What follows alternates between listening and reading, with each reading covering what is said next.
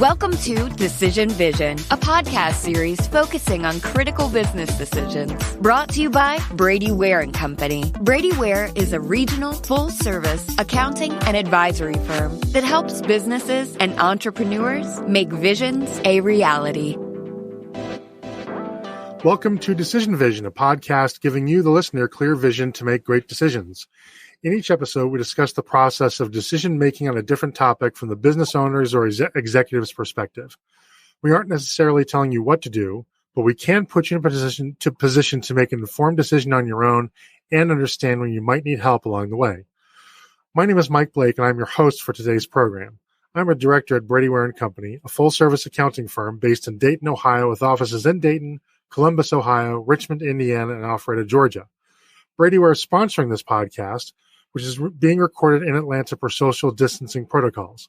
If you would like to engage with me on social media with my chart of the day and other content, I'm on LinkedIn as myself and at Unblakeable on Facebook, Twitter, Clubhouse, and Instagram. If you like this podcast, please subscribe in your favorite podcast aggregator, and please consider leaving a review of the podcast as well. Today's topic is, should I engage in lobbying? And might seem like a strange topic for a business podcast, but not when you look at the numbers. According to CNBC, lobbying is now a $3.5 billion industry. That's a lot. That's a larger industry than many industries venture capitalists will put money into. So it's a big deal. And of course, lobbying gets a lot of attention in the political arena.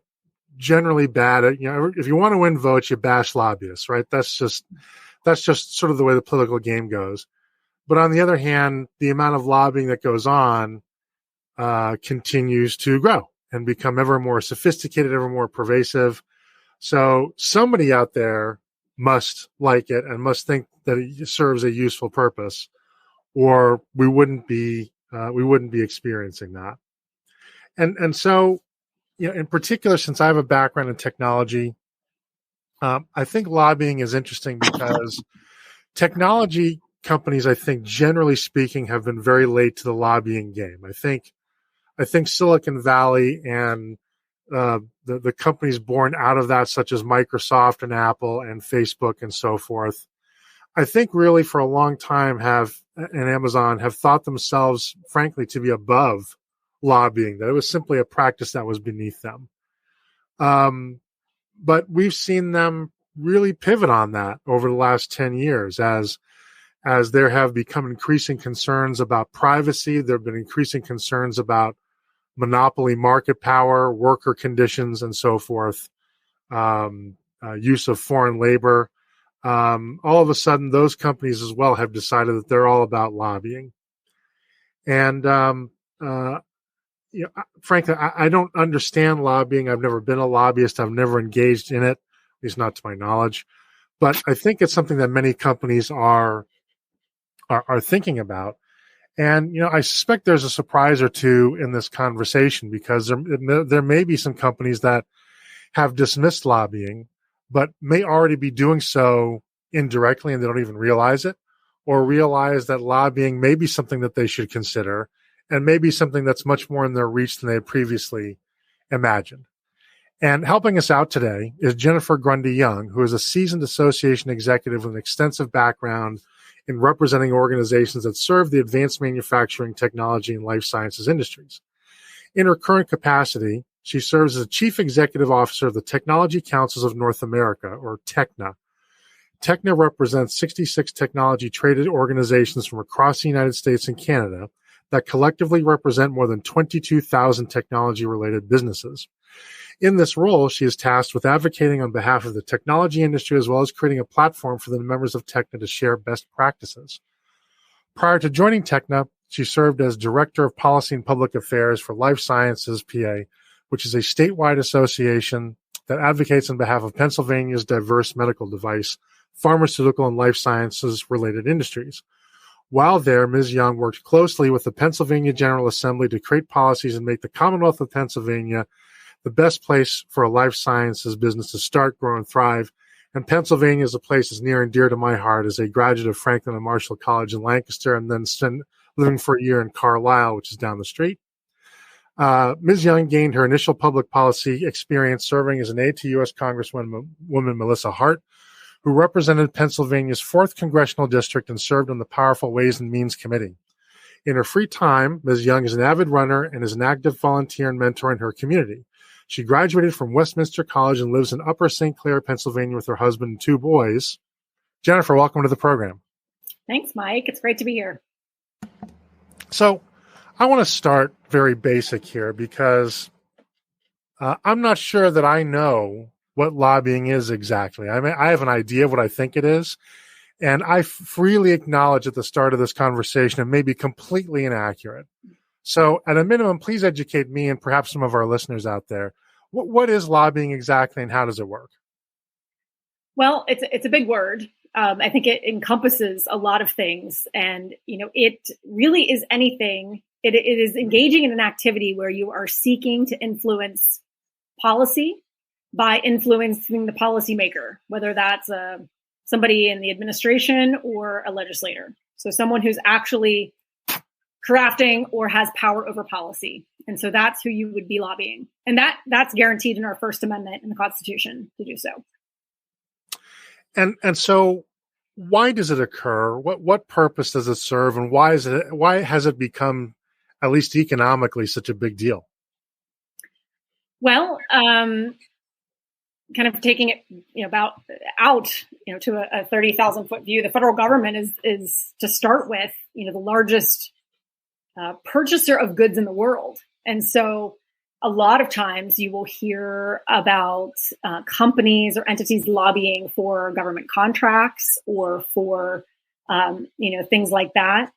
The government typically has a say in just about everything you do, how fast you drive on the road, whether you wear a seatbelt, what time you can purchase a glass of wine in a hotel lobby, whether you're allowed to drive a car, whether you're allowed to purchase a gun, whether you're allowed to wear shoes in a store, or not. So it really does. There is a lot of overarching into your life and into business. And so typically people lobby, out of an interest that they have in perhaps seeing something different that is currently happening, or to put something on the books or in regulation or in law that would be better, to make things better through their eyes. So, perfectly candid, and I imagine you'd agree with this, that at least from afar, lobbying doesn't have necessarily the greatest reputation, right?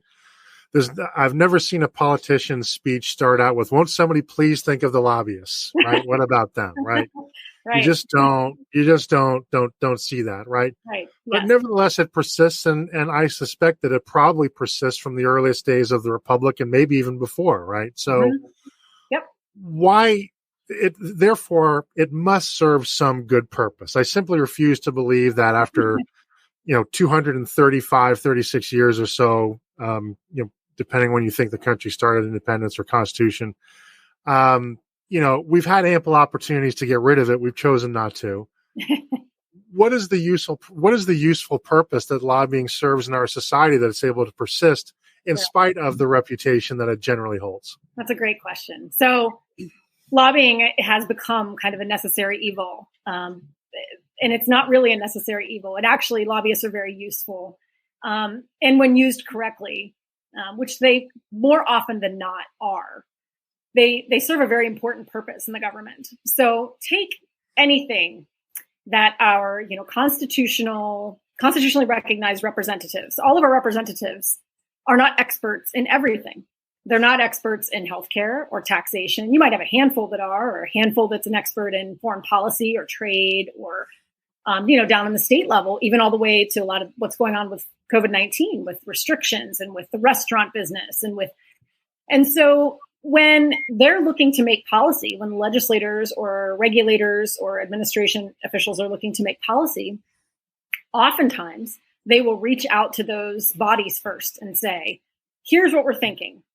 We want to, we'll use one that everybody knows. We want to raise the speed limit in Pennsylvania. I use Pennsylvania. I'm based in Pennsylvania, from 65 to 70. So in that, you're going to have the special interest groups. You might have the, AAA saying, let's do it. We're going to get more people on the road. Let's get it up to 70. We're going to have a lot more people going. The Restaurant Association is going to say, definitely, we want more people to come to Pennsylvania. They're going to be lobbying for it. And then they may call the, emergency responder, the EMS, and say, is this a good idea? And they say, no, because this, and this, and these are the reasons why. And these are the real data points as to why. Or they may call the car manufacturers and say, can the cars sustain, that kind of speed over time? A really good example of this is something our organization specifically is working on right now, which is around highly skilled immigration reform.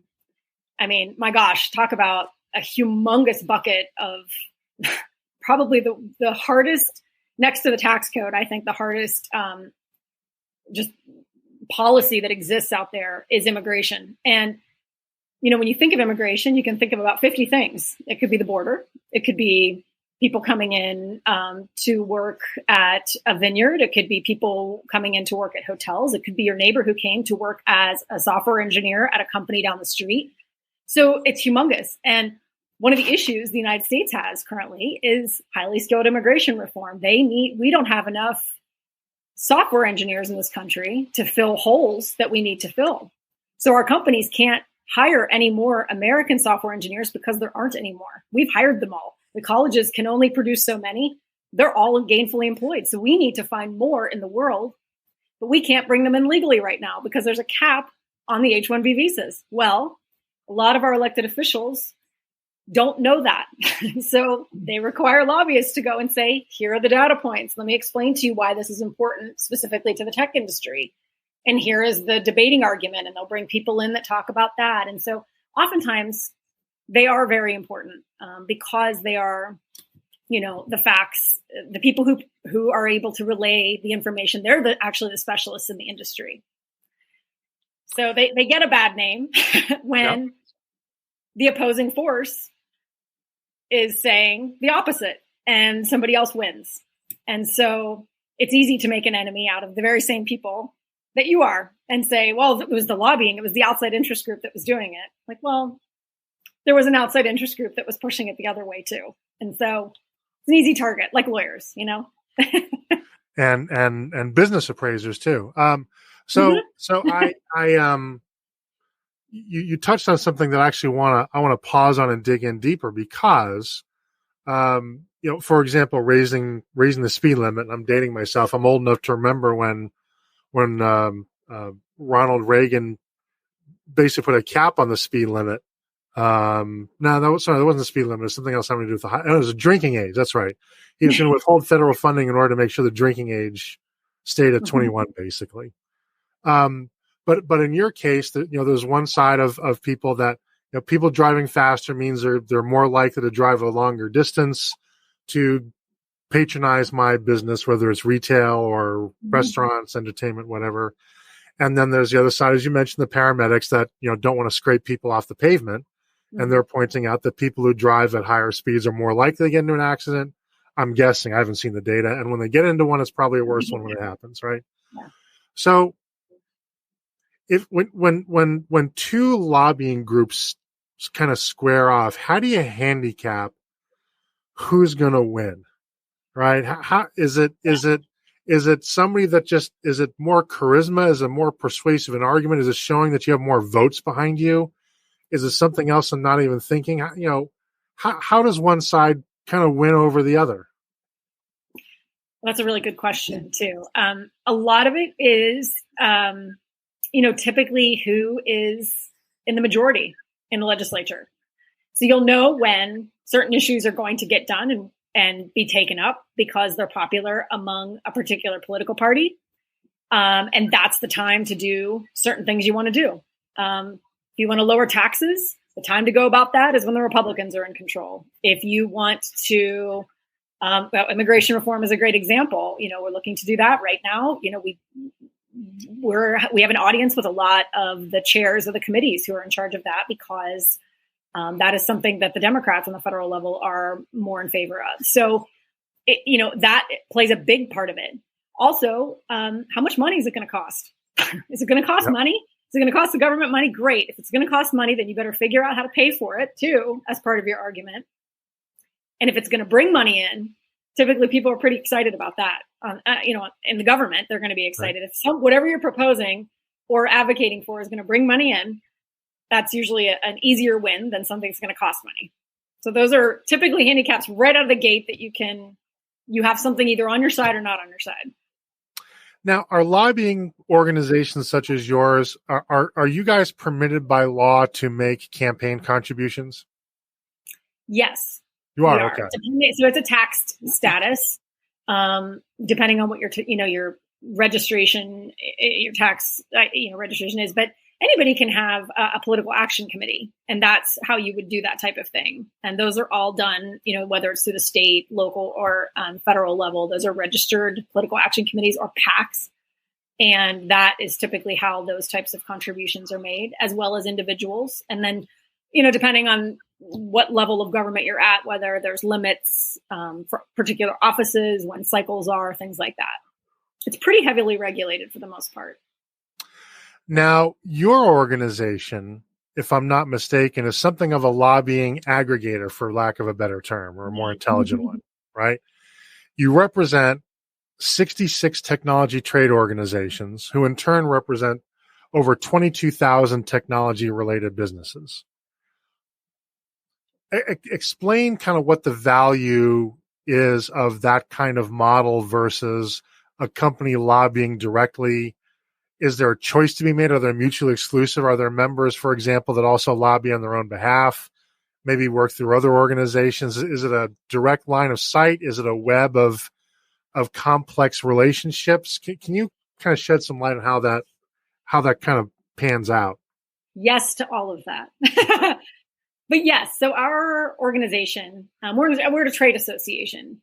And so we represent other trade associations, other technology trade associations across the United States and Canada.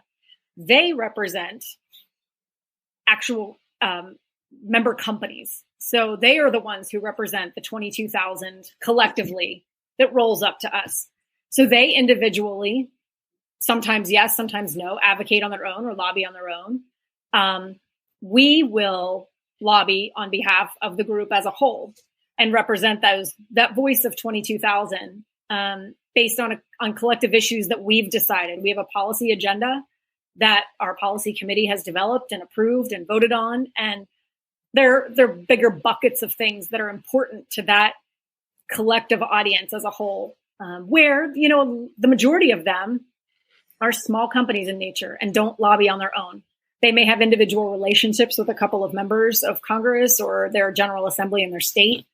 But generally speaking, the majority of them don't lobby on their own because there maybe isn't necessarily a need for them themselves. But collectively, it's important to them because there are larger issues that a larger voice would make a bigger impact on. And I'm guessing there's an element of economies of scale too, right? If I'm a 9-person software as a service startup, right, and I've got maybe a couple $100,000 of angel funding, I've got code to write. I've got to figure out a way to get and retain customers. There isn't going to be a big line item in my budget for lobbying, right? And this is the nature of our economy. This is grown-up talk. How much money you spend on lobbying can matter, right? Can impact the amount of lobbying that's done, the level at which is done, the experience and connection of the person doing the lobbying, right? So it seems to me also that for if I'm running that small company and I think there's something important in terms of government policy vis-a-vis technology.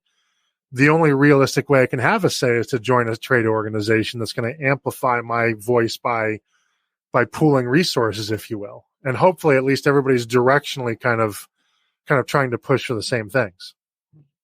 Exactly. And it behooves a lot of smaller companies to join a like-minded trade association. I mean, there are associations out there for just about any industry you can imagine. And so it makes sense to do that because honestly, when you're a small entrepreneur, there aren't enough hours in the day as it is already. And spending any amount of time, whether it's 1 minute or 50 minutes of your day, your week, on lobbying, it has to be pretty darn important and either is going to make or break your business to spend that kind of time on it. So allowing someone else to do that and maybe taking one day out of your year to go to your state capital or your nation's capital to talk about your individual company and that's it, and allow your association to do it, it's typically a better fit because you have a business to run, and it does behoove you to do that versus spending a lot of time. Yeah. So how I'm going to ask you a very loaded question, but I'm going to ask it anyway. You can handle it. And that question is, how effective is lobbying? Is it always effective? Is it sometimes effective? And can one expect results in a fairly short period of time, or is lobbying more for the person or the company that's playing the long game? How would you address that question? It's a good question. It's not for the faint of heart, and it's definitely typically not a quick turnaround. If it's ever a quick turnaround, I think a lot that has happened with COVID within the States over the last year has been some of the fastest moving stuff I've ever seen go through the government because it has to, as well as, the CARES Act of last spring was that amount of money to go through the Congress that fast I don't know if it'll ever happen again. So that was a big deal. So it's definitely not for the faint of heart. It takes a long time. Typically it takes a lot of groundwork, and, lobbyists aren't there. It is actually a specialty, and it is something that they're good at doing, and they know how to do it. And so they know who to talk to. They know how to steer the conversation. They will typically help companies, associations understand who they should be talking to and when and why, and knowing when to move the needle in a calendar year and a fiscal year, those types of things. And so there's a reason that lobbyists do it when they do. It is typically all calculated, and it isn't just a matter of, saying we're just going to get this done and get it done. It is actually a very strategic way of doing things. And it's not all contrived. It's not all planned out. There definitely are things that come up, and, encouraging businesses to understand, or at least pay a little bit of attention to government, and asking some questions sometimes is really helpful, because everything, like I said, the government does affect your business one way or another, and should be just at least, read the paper once a week or turn on the news every now and again and just pay attention to what's happening, because it does affect you. Even though you don't think it does, it will.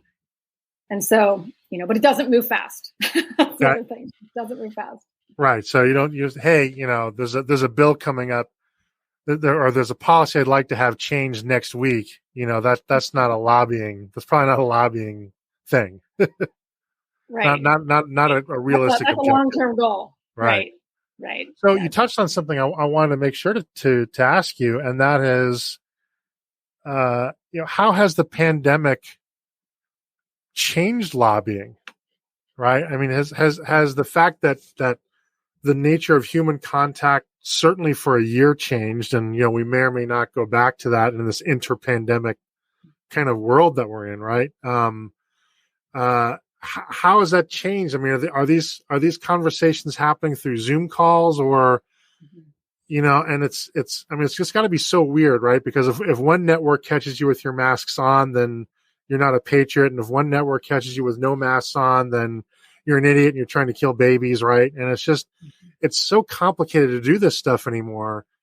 Has your industry been impacted by the pandemic? Yes. So like everybody else, the first, 6-8 months of this was done. A lot of it was virtual and phone calls, which, the phone calls already existed. But this, lobbying kind of goes back, and I think a lot of lobbyists function this way and believe this way, that it is one of those things where, the transparency of what's happening behind the closed doors of government and being there in person is really important, because it's a lot harder for any of the elected officials to kind of look you in the eye and say one thing and do something else in person than it is to do it on the phone or over Zoom.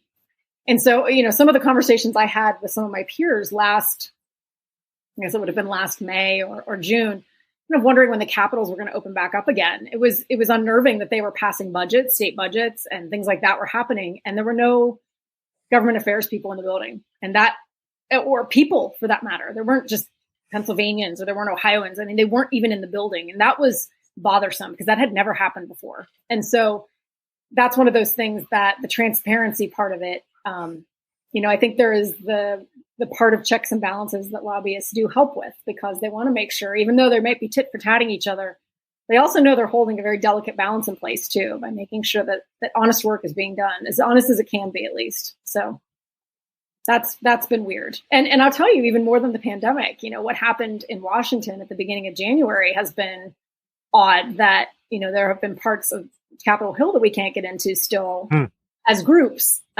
Individuals they have to be escorted in, approved by the Capitol Police. So that's weird too, because, not being able to get in front of your elected officials is something that, we're guaranteed as Americans to be able to access the people we elected. And so that's been interesting. And I don't think it's going to last forever. I think that's going to be a thing that's going to have to change. That's interesting. I had not even thought of that, but now that you mention it, I mean, it makes perfect sense, right? And that there's always this balance that one has to try to decide on between security and access, right? That's not just government officials. I mean, that's a lot of things. Like, it's a bank, it's a post office, it's our house, right? But it hadn't occurred to me that, I'm sure the security protocols have changed, and when they'll change back, who knows, right?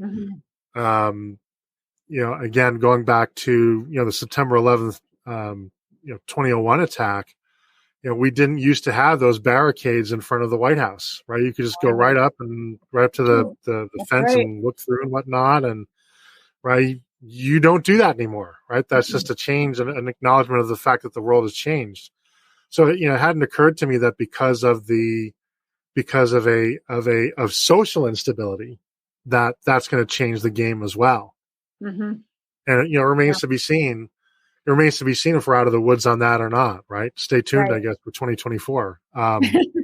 So that's interesting. I never thought of that. So lobbying. My understanding is that lobbying is actually a fairly regulated activity. I think a lot of people don't appreciate that. It's not. Lobbyists are not allowed to just run around with briefcase full of unmarked bills, right? And just buy votes. That's the impression, but I don't think that's allowed. Certainly not considered good form. So how, in your mind, I mean, how strict are the regulations for lobbying? Do they have an effect on what you do? Do you think they could even be stronger? Do you think maybe they're even too strict in cases? Well, I think it gets difficult. I understand the point of it all, because, the pendulum does swing when you're, flying a group of congressmen to the Super Bowl to sit in a box. And, there's that. And then there is, or the Caribbean to enjoy a nice weekend with your spouses. There are levels to where it just doesn't even make sense. But when you can't even, maybe you're concerned about nickel and diming dinner or a conversation at a coffee shop or things like that, I think that does get difficult and really does impede on freedom of speech and things like that. But again, it's a difficult balance to find. I mean, where is the line? I don't really know where the line is at. I can tell you that I've been a pretty conservative lobbyist. I don't have buckets of cash to give anybody. So the best I've got is my word and my time. So I've never really had the luxury of being able to put people on a plane. But, when you're concerned about time and you're concerned about little things and making sure you're not breaking the law, sometimes it does get a little laborious to make sure that you're not, in terms of how many hours you're doing this and how many hours you're not. But I do think it is something that needs to be regulated, because, the pendulum always swings. Someone's always going to take it to the full extreme on one end. And, but again, I don't think it is I don't think it's a bad industry. I can see how they get bad names, but I think it's a very important thing that legislators spend time with lobbyists, because there's a lot of things they don't know. Yeah, well, I'm lucky. You seem like a nice person. I don't think that you would be a willing participant in an industry that is doing evil, basically, right?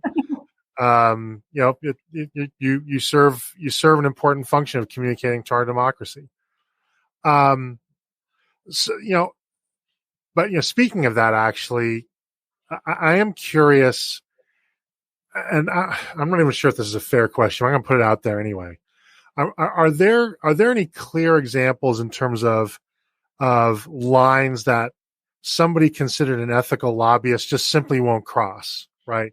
Even regardless of regulation, in my world, there's regulation as well. And there are things that I can do that are legal, but they're not necessarily good form, not the right thing to do. Mm-hmm. And in your world, does that exist too? And I think it'd be educational to me. I think it'd also be educational to our audience to understand from your perspective, what are some lines that most lobbyists that would be considered professionals with a capital P that they generally just would not cross? Really, the law is written now that if you are functioning ethically as a human being, you don't need to worry. So in saying, hey, I will give you this car if you vote this way on this bill, that's not okay. You can't do that. Yep. And that's pretty obvious, but you probably wouldn't do that with your kid's school teacher either. So, those are some easy lines to not cross. I don't know. We've had a few actors who have gone to jail because they did pretty much that. But yes, you're right. Yeah. Most wouldn't. Right. The way the law is written now, it's not hard to just do the right thing and not misbehave. But they're absolutely, like anything else, are bad actors in terms of bribery, in terms of, funding generally or just advocating for generally unethical policy that might benefit pocketbooks. That's the most popular one, I think. I can't think of any examples off the top of my head, but I'm sure if you Google it, you'll find them, some bad actors who do that. And then the general, lobbying against things for your selfish interests, even if it's not right. It might just be better to sit quiet and not say, it's like, again, your kid's baseball team. Well, I don't want Timmy to get on because my son's not going to get on. So I'm going to work really hard so Timmy doesn't. Like, you shouldn't do that either. You might not be pleased with it, but just do the right thing and you won't have any issues. You don't really need to worry. They're not after people trying to do the right thing. They're after the ones trying to do the wrong thing. So. Right. In your mind, is it easier to lobby to change something, or is it easier to lobby on behalf of keeping the status quo? Does one side have an advantage over another in your mind? Well, typically the status quo is easier because it doesn't involve any change of anything. When you're looking to make change, you have to get allies on board and you have to prove why you need to make the change and make sure it doesn't cost any money or save money or, kind of all the bells and whistles that go along with it. It typically involves a lot more work. The status quo, and there's nothing wrong with the status quo. There have been plenty of visits, and we call it often good government relations, going into an elected official's office and saying, hey, this policy on R&D tax credits is terrific. It works really well for innovation community. The right people are getting rewarded. They're expanding business in the state. Don't do anything with it. It's perfect as it is. Bravo. Thanks so much. We really appreciate it. And, legislators typically really like those types of meetings. When you don't make them work, they jokingly will say, hey, these are my favorite kind. We're doing the right thing. You're not asking for anything. Right. I love these, and it's good to tell them that because the squeaky wheel is the one who gets, the grease. So if you're walking in and saying, this is great, don't fix, it's not broken. Awesome. But the one that's coming in and saying, we shouldn't be taking money and putting it towards tax credits for research and development. We should be putting it over here. But nobody's coming in and saying that the R&D tax credits are good. They may think they're only bad. So, the status quo is never a bad thing. If you like something, you should tell them that you like it because that's good too. Nothing wrong with that. Now, we've been talking from the perspective of lobbying at the federal level, but lobbying takes place at other levels of government too, does it not? Mm-hmm. Yep. So, for example, I don't know if this may or may not be part of your mandate, but I imagine there are plenty of lobbyists that are hanging out in Harrisburg that are trying to influence some sort of Pennsylvania policy, right? Definitely. Yep. And in Columbus and everywhere else across the country, there's plenty of them all the time that are there. Yeah. And I'm thinking, even at the municipal level, there's probably some lobbying going on. I live in a suburb of Atlanta, Georgia called Chamblee. Mm-hmm. And, we're a neat little town of 40,000 people and we're spunky and everything else. And we have a mayor that gets paid like minimum wage or something. I think the greeters at Walmart make more than he does at this point. But we have a city council, and they pass ordinances, and there's zoning issues, and real estate's going gangbusters here, so people want to develop everything. And I haven't looked into it, but I suspect in some form or fashion, there's lobbying going on in my very town as well. Absolutely, for sure.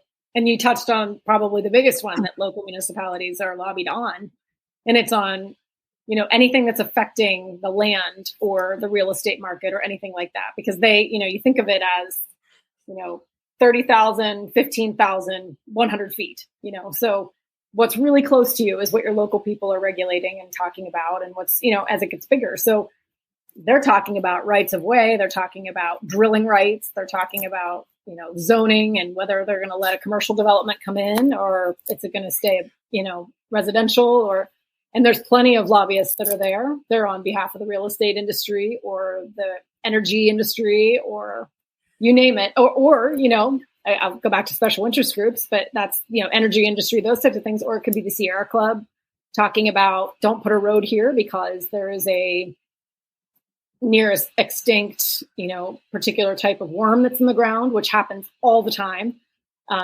So there's a lot of that goes on the local level.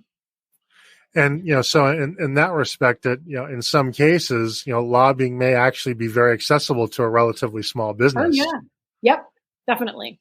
Because you're not necessarily going to have 5 or 6 players that are pouring hundreds of thousands or millions of dollars into a lobbying effort, right? It's like, yeah, hey, if I pay a couple $1,000, can you talk to a couple of city councilmen, basically, right? So, oh my gosh, the schools are a perfect example right now. The public schools with the mask mandates and what's being taught. Those are all school boards. Those people are all elected. And so, how you're influencing your local elected school board is, goodness gracious, that's all over the place. And so those are all, they can get lobbied just like everyone else, for sure.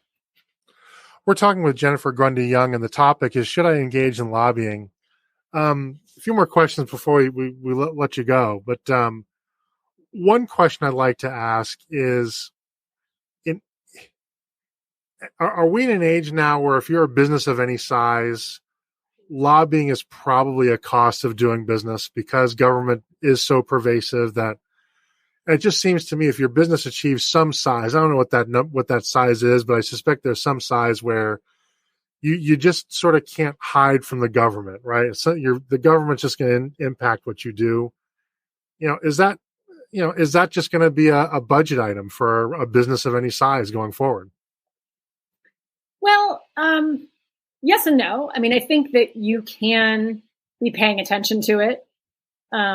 You can vote a lot of different ways by getting the right people in office. And again, that's not lobbying. That might be campaign contributions. It could be kind of making sure the people you want in office are there based off of what they believe and don't believe. And again, that's more campaign work than it is lobbying, but it's kind of the other end of lobbying. It's getting them there first before you have to lobby them. But then on the other side of lobbying, you can do something as simple and as great as joining an association. You have chambers of commerce that are really close to you. You have trade associations. All of our tech councils, many of them are regional in nature. They're not statewide. They are, in like city areas, Kansas City. They're in Chattanooga. They're in Nashville. They're in, Greater Virginia, Northern Virginia. So they're not, large national associations. They're regional, and their members are typically just like you, and they're dealing with a lot of the same things you are.